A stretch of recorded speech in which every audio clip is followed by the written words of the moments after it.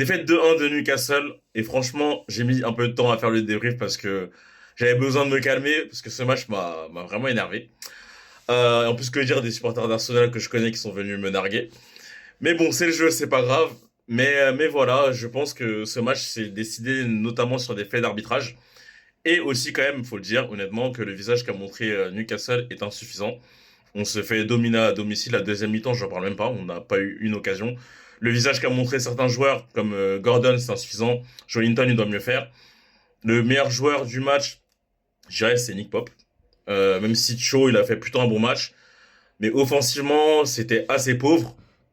On marque sur une erreur de la défense d'Arsenal, qui concède un corner bêtement. Sur le corner, on arrive à trouver un Voltemat donc dans les airs et on marque sur cette occasion. Mais voilà, au niveau des occasions, la première mi-temps, c'est assez pauvre. Deuxième mi-temps, c'est encore pire.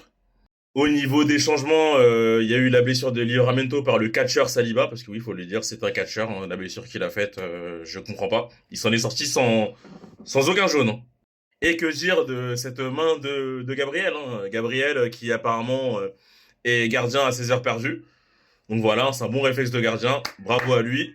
Mais apparemment, d'après la VAR, pas de pénalty parce qu'il aurait soi-disant touché le pied de Gabriel avant. Ce que je revois au niveau des gifs, des vidéos, je ne trouve pas de mon point de vue. Mais bon, bref. N'hésitez pas à me dire ce que vous en avez pensé de ce match de Newcastle. Et le prochain match de Newcastle, c'est en Ligue des Champions mercredi contre l'Union Saint-Gilloise. On a intérêt à mieux jouer si on veut quand même essayer d'être parmi les barragistes. Donc on verra.